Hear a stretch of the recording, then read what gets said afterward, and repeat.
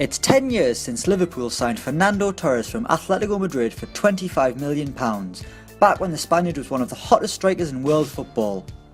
His competitive debut came in a 2-1 away win to Aston Villa, so let's look at who started for the Reds and where they are now. In goal was Pepe Reina. The Spanish stopper was Liverpool's first choice keeper until 2013 when he moved on loan to Napoli for a year, linking back up with former boss Rafael Benitez. He would then head to Germany for a year to play backup to Manuel Neuer at Bayern Munich and then return to Napoli permanently in 2015. Most recently, Reina has been linked with a move away from the Serie A club, with the 34-year-old believed to be a target for Newcastle and Rafa Benitez. Right back was Steve Finnan. This would be the defender's final season at Anfield, heading to Spain to play for Espanyol in 2008. After just one season, he was back in England with Portsmouth, where he would retire in 2009 following their administration and relegation to the Championship.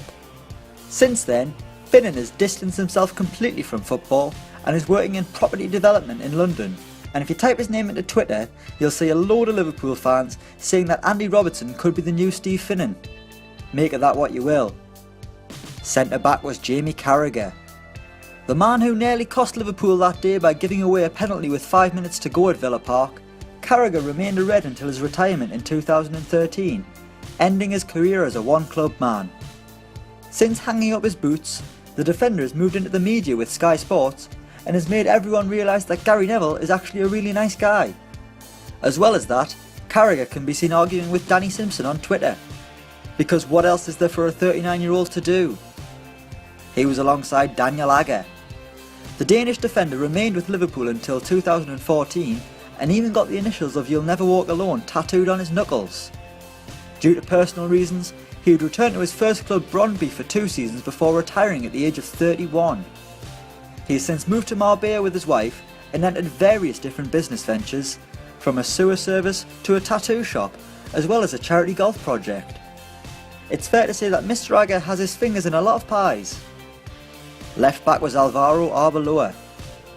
The versatile Spaniard was deployed on the left side of defence in the victory over Aston Villa and would remain at Anfield until 2009 when he would join Real Madrid, spending 7 seasons in the Spanish capital in which he would win a La Liga crown and 2 Champions Leagues, plus various other medals. He spent last season at West Ham and retired this summer at the age of 34. On the right of midfield was Jermaine Pennant. Where hasn't Jermaine Pennant been since leaving Liverpool? He went to Portsmouth on loan, headed abroad to join Real Zaragoza, dumped a Porsche at a train station to move to Stoke, had loan spell at Wolves, checked out India with FC Pune City, yes that's a real name, returned to British shores with Wigan Athletic, hit the road again to join Singapore-based side Tampines Rovers, came back to England with Bury and is now training with Scottish Premiership side Hibs. In the middle of the park was Xabi Alonso.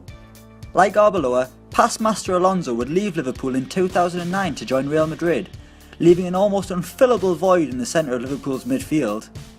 After getting his hands on a second Champions League trophy and a La Liga title, Alonso would then head to Bayern Munich in 2014 for 3 seasons, in which he would win 3 Bundesliga crowns before retiring this summer at the age of 35. He was alongside Steven Gerrard. Right, first things first, we're not even going to address the thing that happened to Steven Gerrard against Chelsea a few years ago. The poor bloke suffered enough.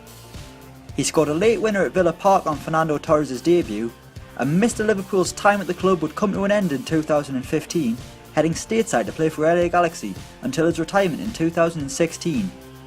Gerrard is already back at Anfield, managing the club's under-18 side. On the left of midfield was John Arne Riise.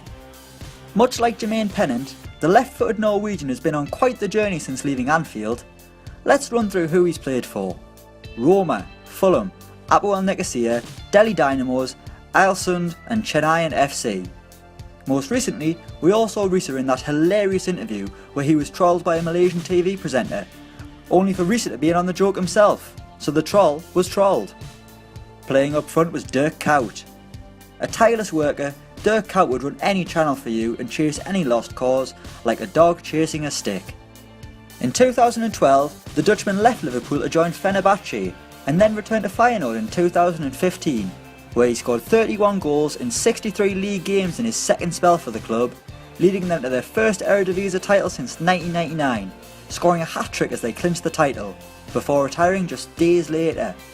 It's not a bad way to go out, I suppose. And finally, it's Fernando Torres. El Nino was a hero at Anfield with the number 9 on his back, scoring for fun, with only injury being able to stop him. God knows Nemanja Vidic couldn't. His reputation was tarnished though in January 2011 when he joined rivals Chelsea for 50 million quid.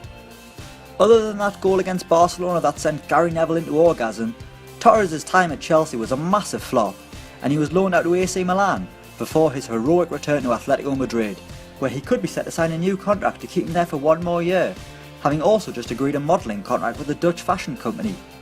The handsome bastard. So that's where Liverpool's starting 11 from Fernando Torres' debut are now. Let us know what you think in the comments below, and don't forget to like, share and subscribe.